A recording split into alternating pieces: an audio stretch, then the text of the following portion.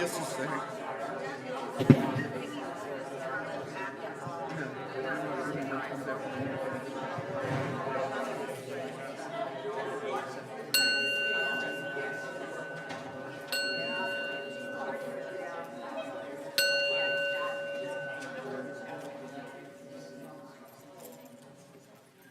Well, good morning, and welcome.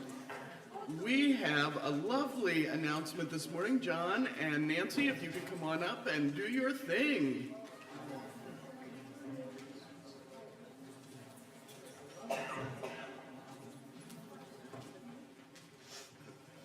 All right. Good morning, everyone. We're here on behalf of the Social Justice Committee, which has been active all summer. You know, sometimes things are put on a hiatus when people go north like we did, but we kept it going all summer. And there's two different things we're going to talk about. Nancy on the right to read, all books for all people. I'm going to talk about what has grown in terms of the Social Justice Alliance of the Suncoast of Florida. It was an idea way back in May, but that idea has come to fruition. And when you think about it, there are a number of congregations, a number of faith-based, and a number of secular organizations who are working in that space of social justice. And they're doing phenomenal kinds of work. They're little gems. Well, what we're doing is connecting those gems into a necklace and turning individual acts into a movement, a social justice movement in the Suncoast of Florida. So, I mean, there were a few groups at first. Now there's the three Unitarian churches here, Fort Charlotte and Sarasota. Venice Interfaith Community Association, the UCC, Venice Church of Christ, the Buddhist Church, the Abakli Workers, Suncoast Metro, I could go on. It's a long list, and it's growing, of organizations that want to be a part of a movement to take back our voice around social justice.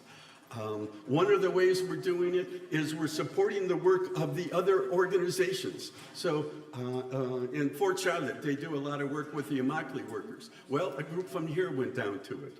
At the synagogue, Temple Emmanuel, by the way, is one of the members. They held a seminar on politics and higher education.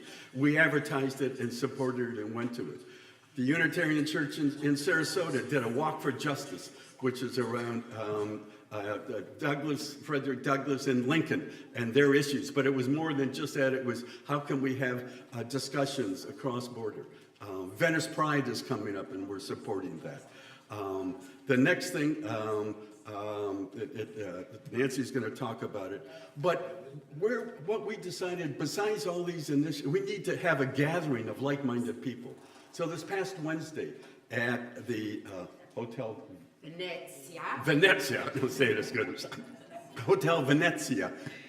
Over 60 people came from 4 to 6 o'clock. They came from Sarasota, they came from Fort Charlotte, they came from faith-based and secular organizations, League of Women Voters, and others were there. Well, we're going to do this on a regular basis, and on Wednesday, November 15th, we're having another Justice Social. Stay tuned. Now, really, the star, what we're doing in the area of the right to read. February 24th, 2024. That's 2/24/24. How can you forget that date, right? You can't. It is the Right to Read Festival. All books for all people, and it is happening right here on the UCOV grounds.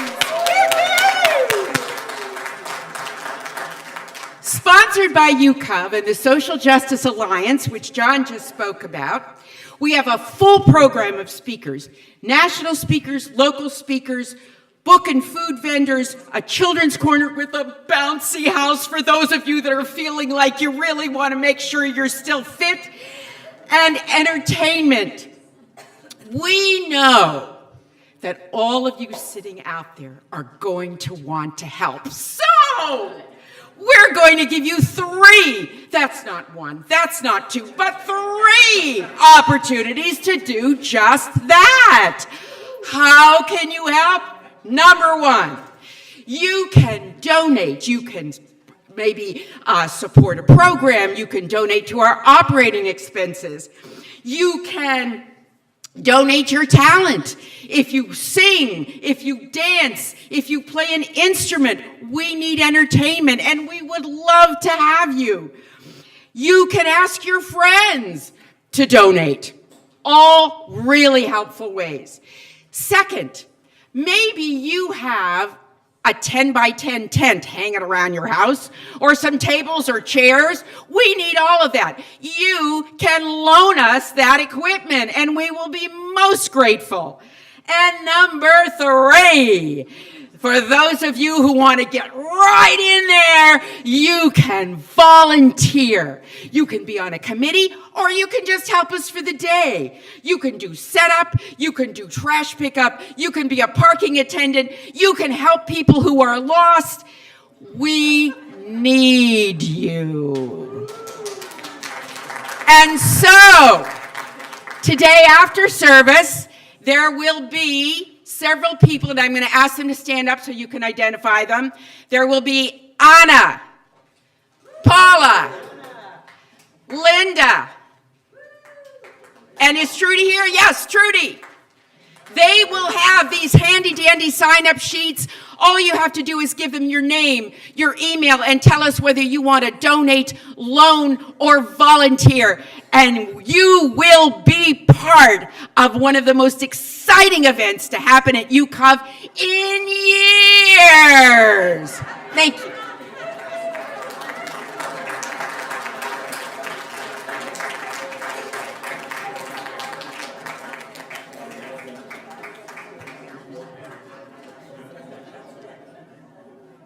Let me reassure all the guests today, that's not the way the services usually begin.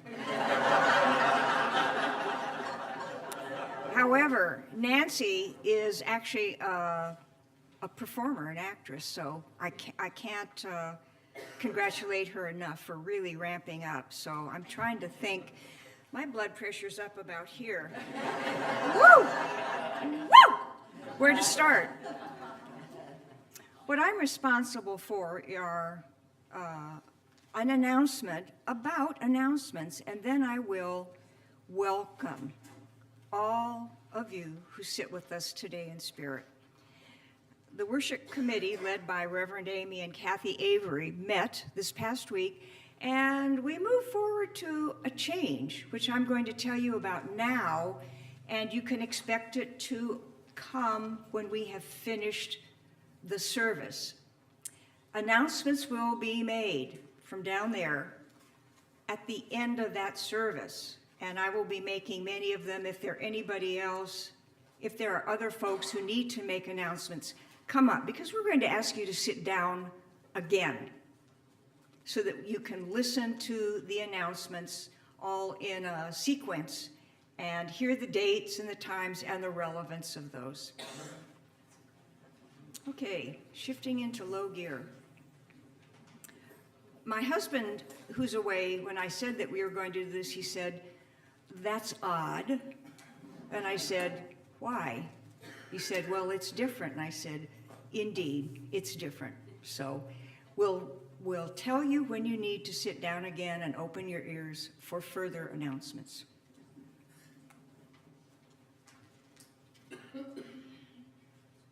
Each of us, those who come to Sunday service regularly, watch remotely, and our guests today, who choose to explore the experience of the Unitarian Universalist congregation of Venice. Each of us carries individual challenges in this troubled world. Each of you, all of you, are welcome to be present in spirit as we open our ears, our hearts, our minds to thoughtful words, to music and singing. In doing so, it is our wish to share this learning, new learning for today. We're going to listen with our ears and our hearts and our minds to piano music from Lisa.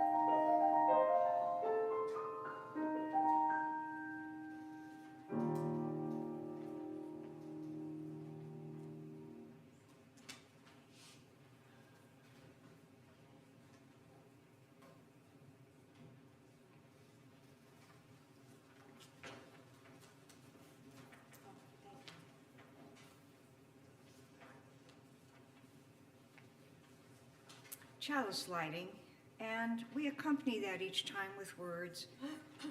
Today, we are using the words by Bruce Southworth, A Communion of Heart and Soul. For the gift of this day and for our community of spiritual nurture and compassion, we give thanks.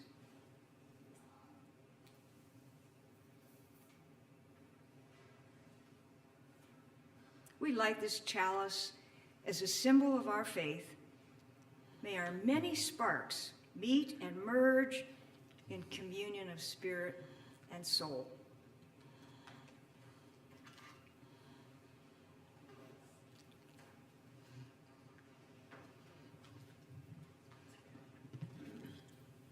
Well, good morning, everyone.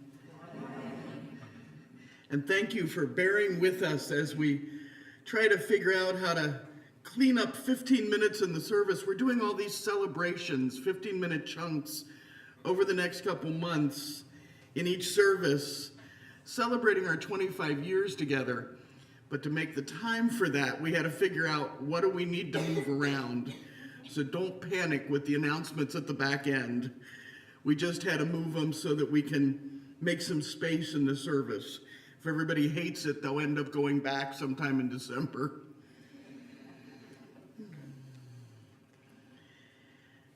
We're here today not because we are all on the same path, but because we are on an almost infinite number of paths. Searching for our truths, we can still share our journeys and our lives. And today's service is about being absolutely unafraid to take what nurtures you, respectfully and mindfully, from sources where you find value. It's about not being afraid to reshape materials or ideas in ways that speak to you. Whether you are building an internally derived moral and ethical framework, or an externally shaped theology, you get to find the Legos of thought that call out to you and build them into your own logos or sacred word. And we're going to explore that together. But before we do, I ask you to take just a minute to say hello or to introduce yourself to the people around you this morning.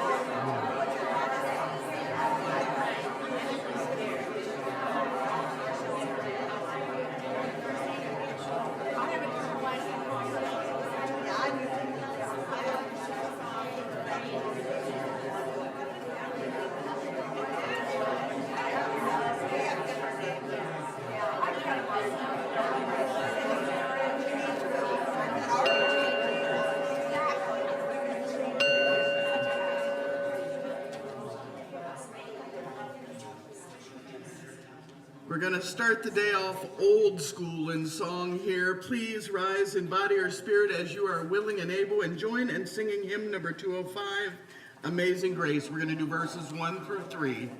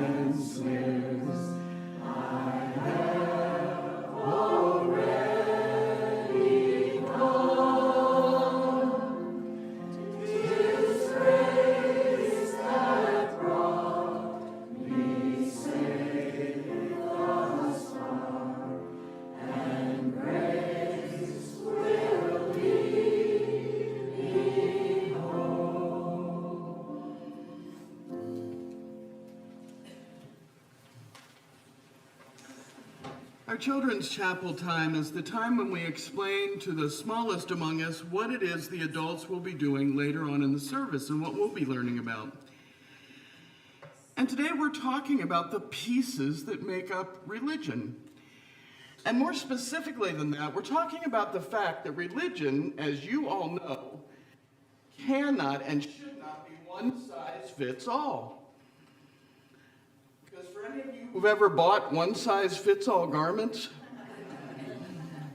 I don't know about you all, but either they fit an 8-legged something or another, or possibly a tank, or they fit a small Thumbelina fairy approximately this tall. One-size-fits-all religion isn't for us. That's why we're here.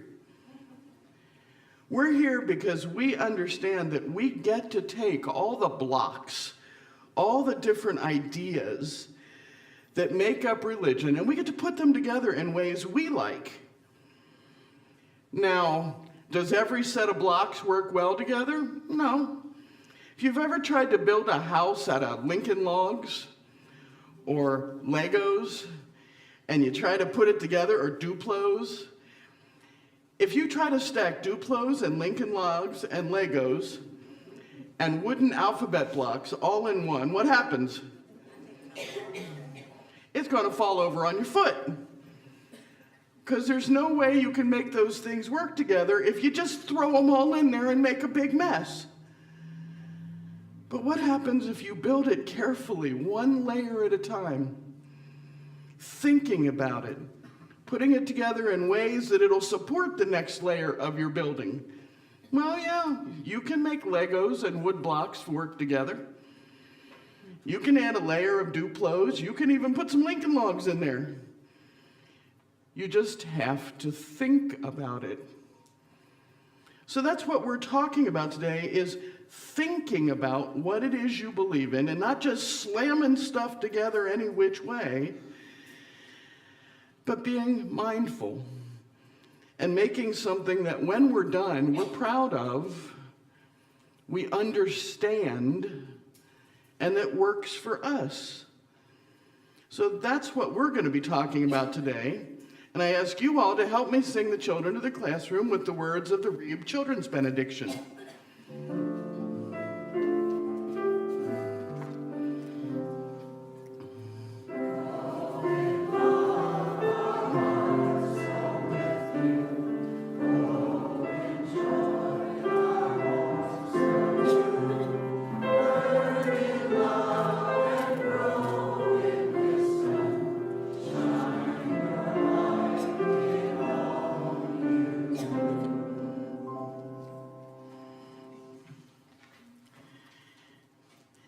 The time in our service when we do our offering, and our offering is always done with levity because giving should never hurt.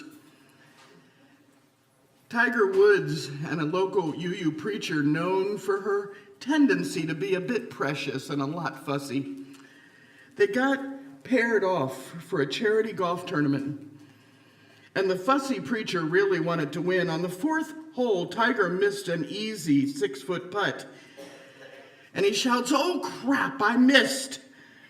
And the preacher turned to him and said, "You have angered God with a mouth like that. If you talk like that anymore, God will smite you." Tiger apologized, but a few holes later, he missed another putt and said, "Oh crap, I missed again." And the preacher turned to him and said, "I'm warning you. That kind of talk just isn't appropriate. God is going to smite you." And Tiger held his tongue until the very last hole where he missed another easy putt. And he snapped his putter in two and yelled, "Crap, I missed again." The preacher heard him and said, "That's it. God is going to smite you." And an instant later, a lightning bolt came down from the sky and hit the preacher, vaporizing her instantly. And Tiger looked up in utter confusion and dismay, and a voice rolled out of the clouds and said, "Oh crap, I missed."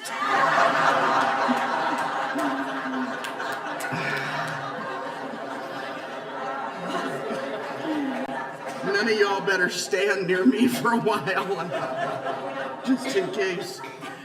The morning offering will now be given and gratefully received.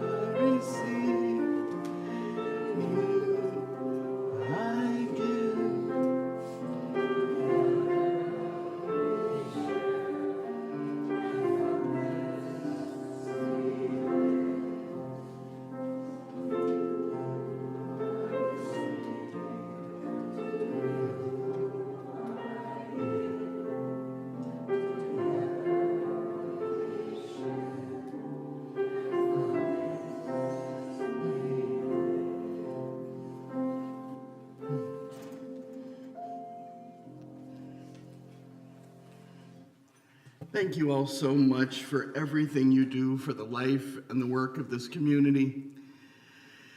Because church is all about being a community of human hands and human hearts.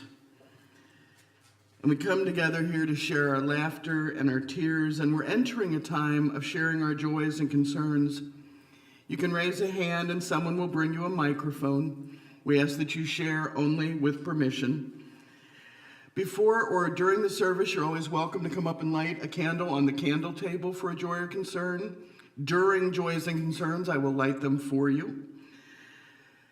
So if you have a joy or a concern, please raise a hand and Marcia will bring you a microphone.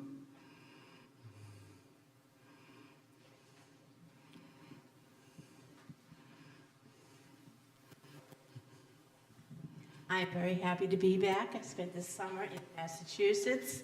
I attended the church in Hingham. It's called First Ship and it was built in 1681. I also have a concern. I let a homeless woman stay in my house for the summer while I was gone.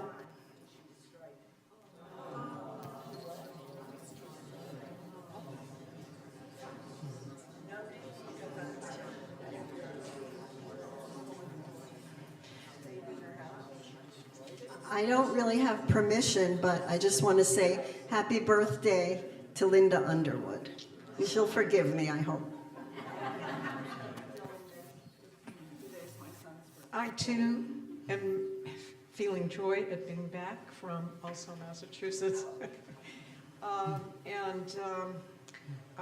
am in a new town up there. I'd been in Marblehead all my adult life. And I did find a new Unitarian church in Newburyport, which is also 1600s, has its first woman minister in all those years. The only problem is she stands way up there, and I can't see her, but I gave it a shot. It can't compare to here.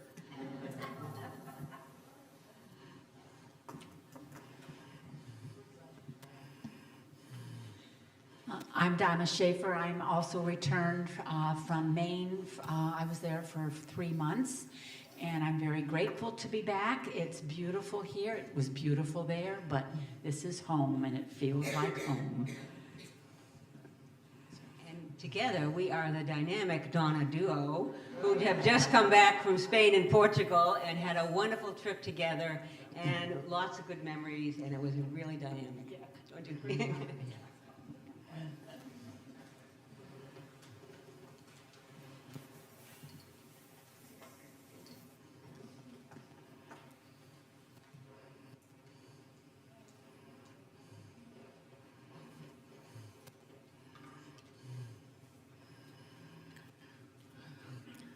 One more nice joy, Sally Clark has been moved to a rehab unit and she's doing pretty darn well.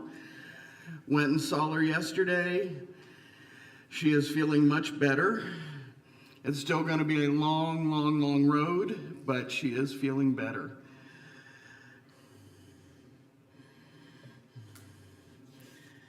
May the love of this community hold all who need our love and concern.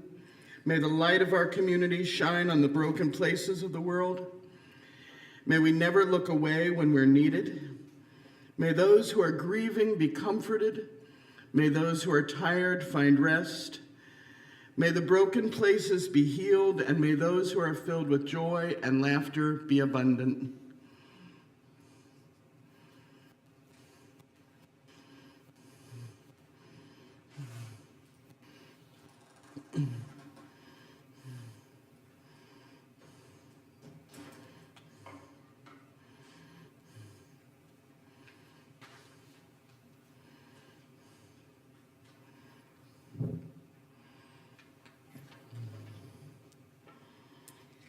We are going to use words by Ralph Waldo Emerson this morning. I think that name will be familiar to you. He was a great American essayist, poet, and transcendentalist. He kept a journal throughout most of his adult life, and in one entry he wrote, and I think we have to appreciate the nature of how he expresses things. It was a different time, and not always so comfortable and familiar to us the way he expresses himself. This is a journal entry. I will not live out of me. I will not see with others' eyes. My good is good. My evil ill, I would be free. I cannot be, while I take things as others please to rate them, I dare attempt to lay out my own road. That which myself delights in shall be good. That which I do not want, indifferent. That which I hate is bad. That's flat. Henceforth, please God, forever I forego the yoke of men's opinions. I will be light-hearted as a bird and live with God. Later, he finished the thought, writing, make your own Bible. Select and collect all those words and sentences that in all your reading have been to you like the blast of a trumpet out of Shakespeare, Seneca, Moses, John, and Paul.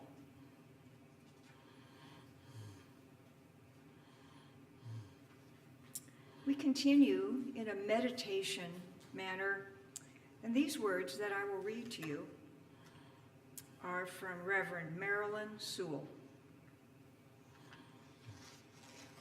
Let us enter into a time of prayer or silent meditation with the words,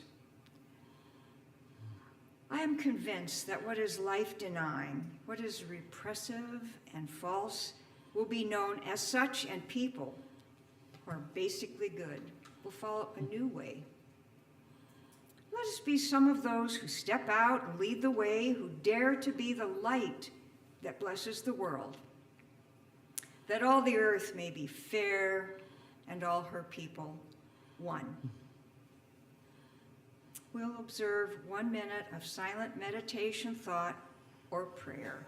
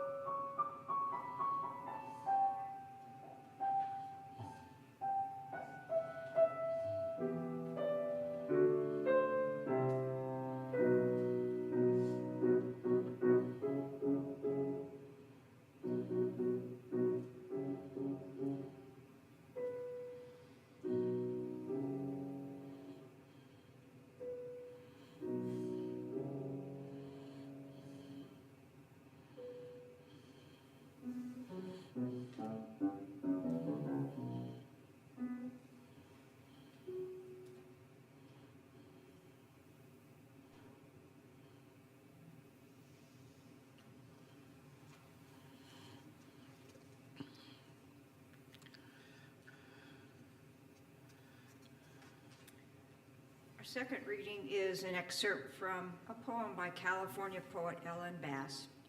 Pray for peace. Pray to whoever you kneel down to.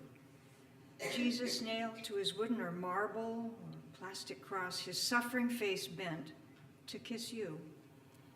Buddha still under the bow tree in scorching heat. Adonai, Allah, raise your arms to Mary, that she may lay her palm on our brows.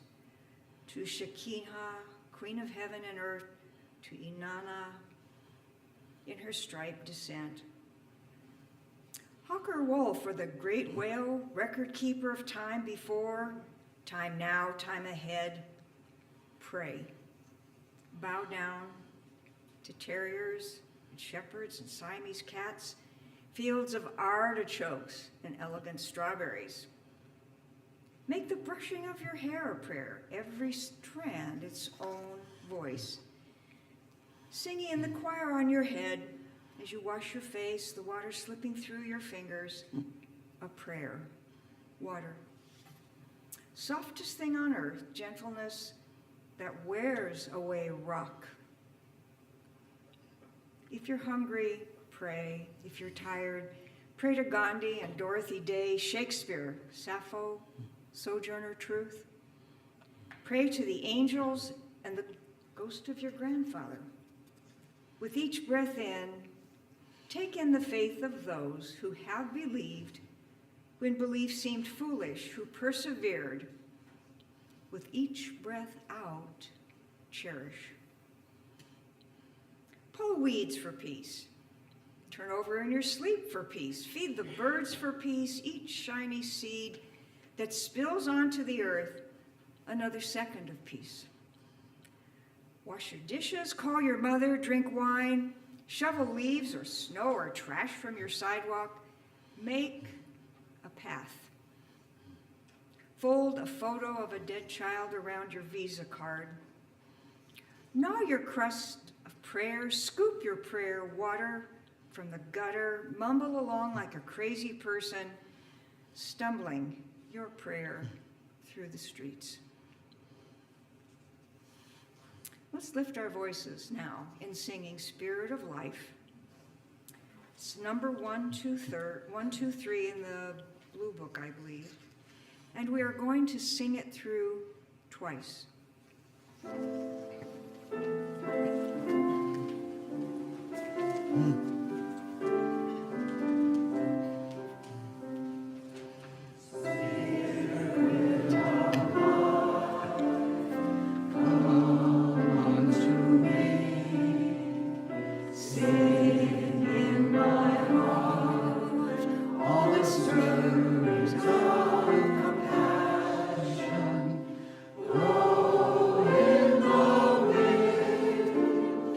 Rise in the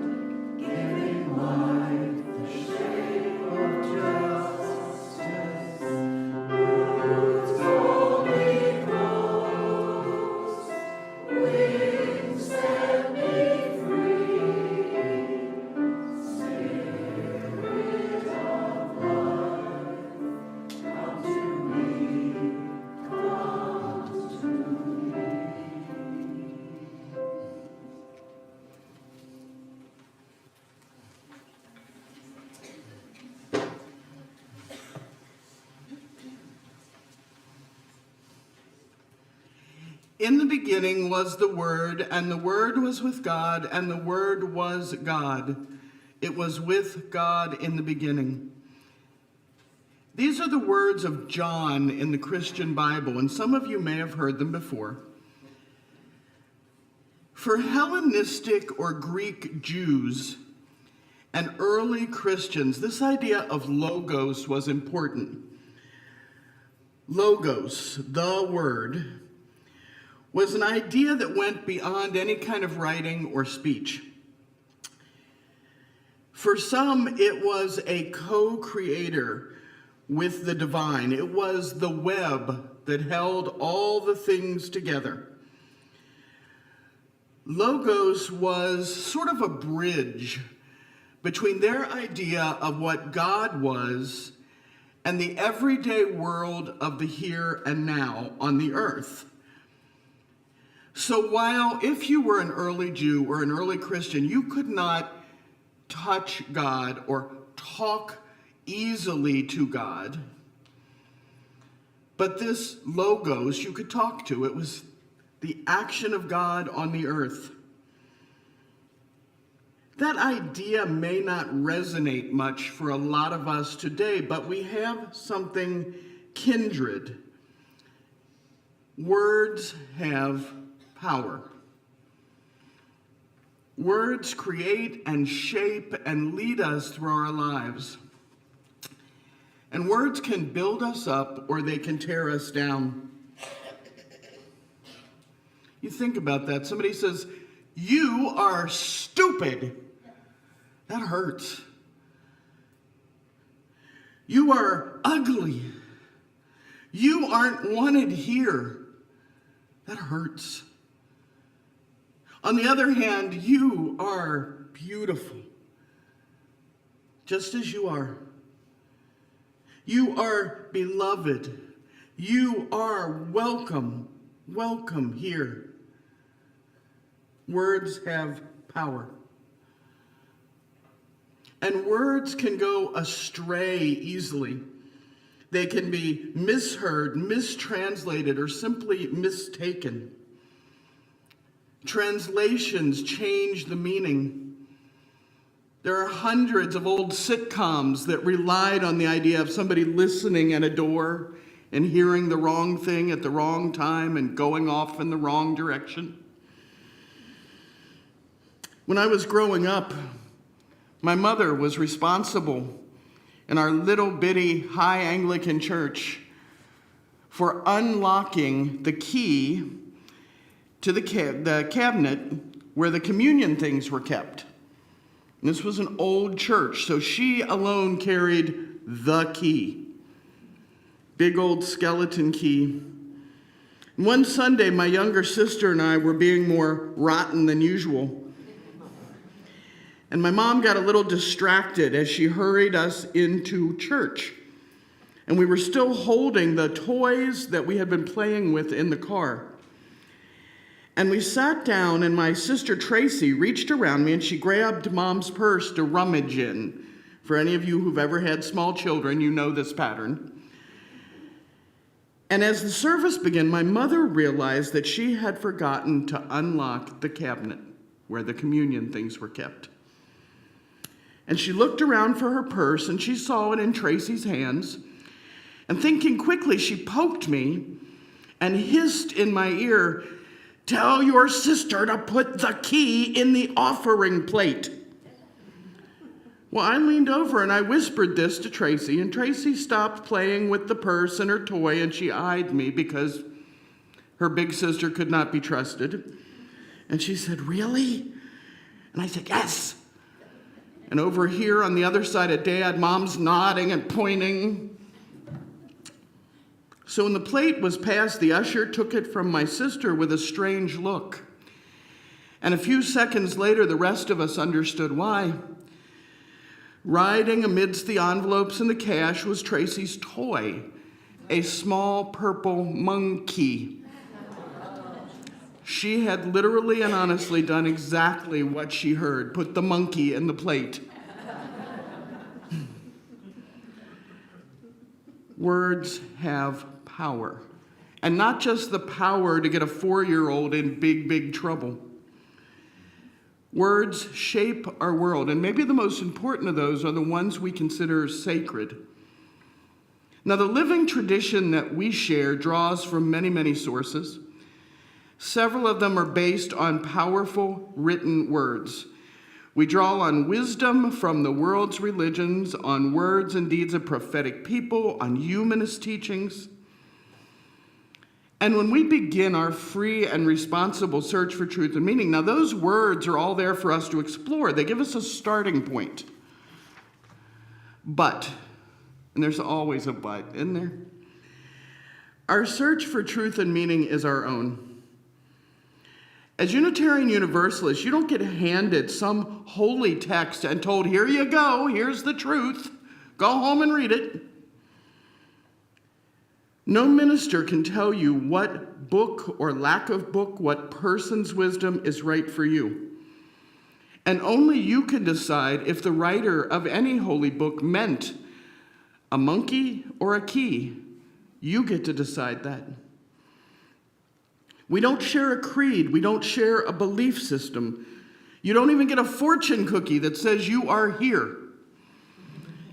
We are the people of burning questions. So my question is this: how do we take those powerful written and spoken words and make them our own without mindlessly stealing and appropriating other cultures? Thomas Jefferson, who I don't always enjoy as a person, but who I respect for some of his thought,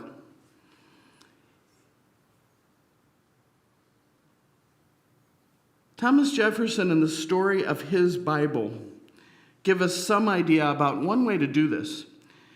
Jefferson's approach to holy words shows the value he placed on personal truth and meaning. So in 1804, Jefferson goes out and he buys Christian Bibles in English and Greek and Latin, which at the time was quite expensive. And he sat down in the freshly expanded White House and he opened those books, preparing not to pray or to preach, but to cut. He went through the texts, looking for the man Jesus' greatest teachings, and he sliced out all his favorite portions and he glued them in an empty journal. And when he was done, he had a very short work he called The Philosophy of Jesus. It was never intended to be shared. But in 1819, he sat down again with more Bibles, a knife and scissors, and this time he meant to create his own personal Bible. Starting from scratch, he cut and pasted a book called The Life and Morals of Jesus of Nazareth, which is often referred to now as the Jefferson Bible. And if you're ever in Washington, D.C., go to the Smithsonian. They have the original Bibles that he cut out of. It's brilliant to get to see these. The end product that he created was a re-envisioning of the contents of the Christian Bible. It was a source of rational morality in which Jesus was fully human. He removed every piece of messianic thought, all mysticism, all miracles, all references to the virgin birth, and he changed the Bible from something that claimed to be a revelation of the divine into a collection of moral teachings from a rabbi, a man, Jesus, a man of Nazareth, a radical young teacher devoted to religious reform and human love. You can still get a copy of the Jefferson Bible today. It's worth a read. And the book ends with a line from the Gospel of Matthew. There laid they Jesus and rolled a great stone to the door of the sepulchre and departed. In Jefferson's Bible, death is the end. There's no mysticism. It was one man's attempt to clarify for himself the words he held as sacred. Joan Didion, the California-born author of the White Album and a literary journalist, said famously, "I don't know what I think until I write it down." I think Jefferson would have loved that thought. The quote from Emerson you heard earlier today is even more specific. Make your own Bible. Select and collect all those words and sentences that, in all your reading, have been to you like the blast of a trumpet out of Shakespeare and Seneca and Moses and John and Paul. Trust yourself to identify what is sacred. Find what has meaning for you and be fearless in trimming away anything you find offensive or untrue. Words can create, and creation isn't always easy. You know, along with purple monkeys, one thing my parents believed in with all their hearts was Legos. And I can tell you with complete honesty, each of us kids had about 1 million bazillion of them.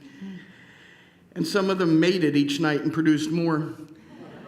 We had red and white and green, and they came in 500-piece boxes, and we had some sort of weird skinny ones that I once used as popsicle sticks.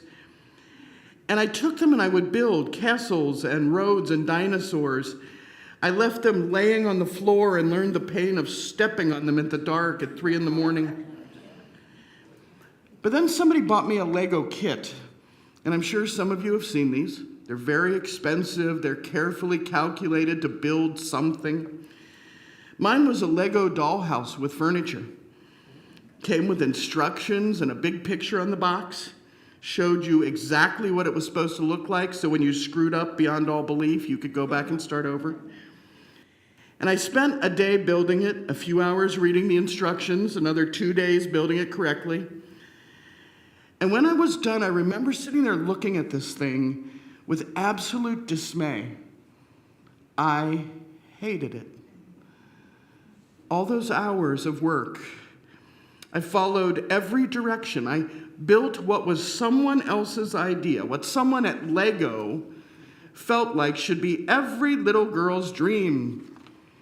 I hated that pink color-coordinated little nightmare. Can you imagine? So I got out all the rest of the Legos, all 1 million bazillion of them in 1 million bazillion colors. I borrowed some pieces from my cousin. That means I stole them. I took the front half of my sister's Lego boat. I added a few more stories. I took out the weird, ugly windows in front. I mixed up the colors in the wall, turned the boat into a garage, and when the furniture was too small for this new Franken creation, tossed it back in the box, and I built my own out of toilet paper rolls and tape.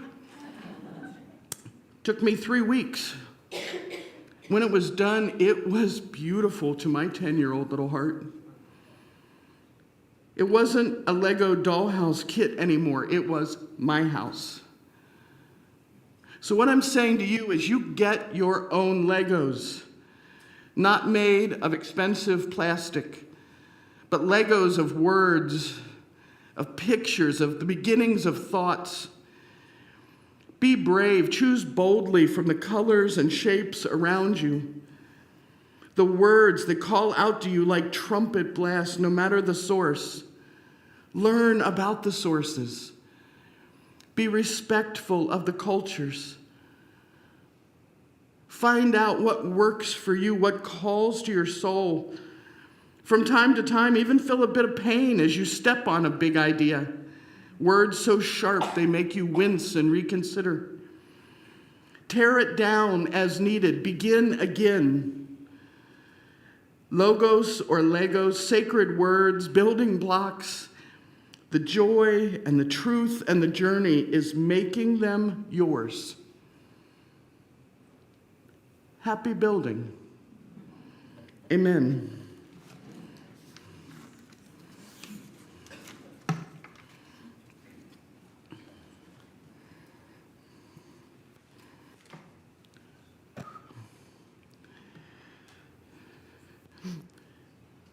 We extinguish this chalice, but not the light of hope, the fire of commitment, or the warmth of community. May those ideals shine in our lives and warm our hearts until we are together again.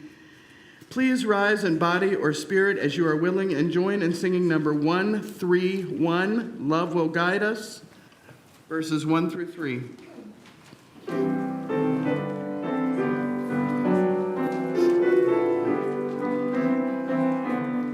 Love will guide us, peace has tried us, hope inside us will lead the way. On the road from greed to giving, love will guide us through the hard night. If you cannot sing like angels, if you cannot speak before thousands, you can give from deep within you. You can change the world with your love. Love will guide us. Peace has tried us. Hope inside us will lead the way. On the road from greed to giving, love will guide us through the night. Together, let us go into the world to risk, to explore, to search, and to build. Peace, ashe, and may it be so. Now we are going to do May Love Surround You. Don't care if you hold hands, but please do not turn and face each other. COVID is still a little high. So may love surround you.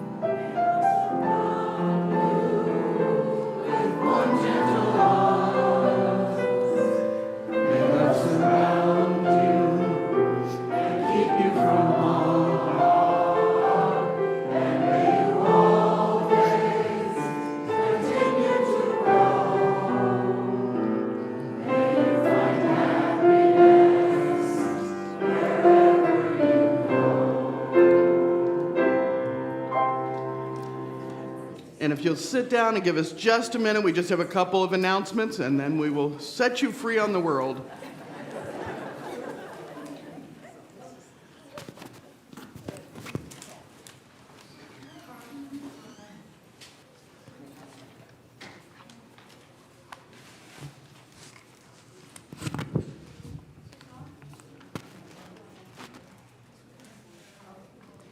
Thank you for sitting down. Thank you for living through the oddness of this. But I do call your attention to the fact on the back of the order of service, there are quite a number of announcements that are listed with the day, the time, and that's a good reference point for you. I have two announcements to make. I was asked to announce that, and we're going forward into November for a moment, on the 18th of November at the Metropolitan Community Church, and we will announce this again, on East Venice Avenue. The Venice Pride Group from 10 to 4 will have a welcome table for this event. So that's forward into October. More relevant in terms of our timeline, this is from Judy. I'm going to just read it directly to you. The kickoff to our 25th anniversary celebration is Sunday, November 5th. 2 weeks from now? Yes. the registration for the luncheon, which will follow at the Venezia, it will follow the service, has been extended to, so the registration for you to sign up has been extended through October 29th, which is next Sunday. So sign up and pay today or the latest next Sunday, October 29th, as we move forward. Love and celebrate together. You can sign up on the lanai and also donate on our website, as well as under special events. So basically what we're saying is just go out to the sign-up table and sign up on every sheet that's out there. I am here for the search committee. We have several things going on. This week we have more cottage meetings coming, and there will be Village on the Isle. There will be 3 other ones, Monday at 1:30, Wednesday at 10, Thursday at 1:30.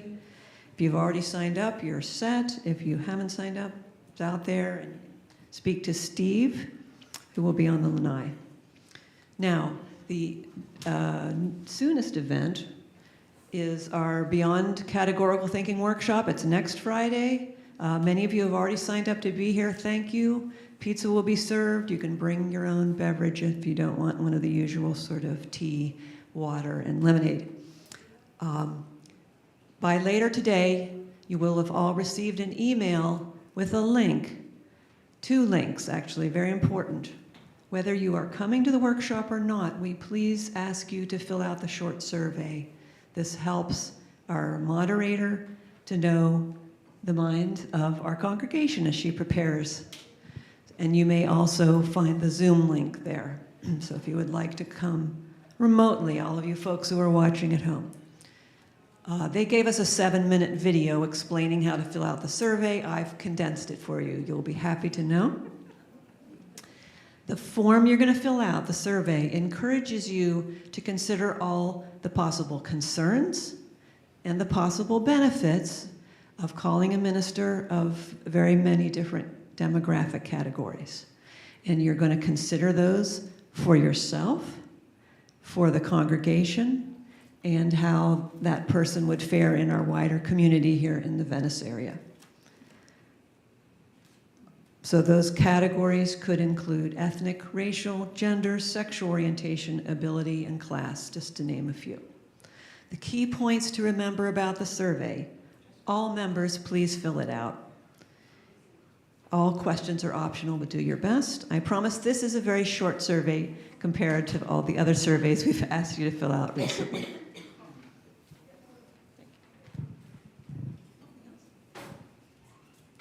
Any other announcements we've missed? Yes, I have an announcement. I discovered this quite by accident. I got Google out to look up something and happened to see that the Sarasota, the UU Church of Sarasota, is having a concert today at 3 o'clock, a Celtic rock concert for social justice. So I'm just throwing that out there. I don't know why they didn't let us know, but we're going, and maybe some of you will go.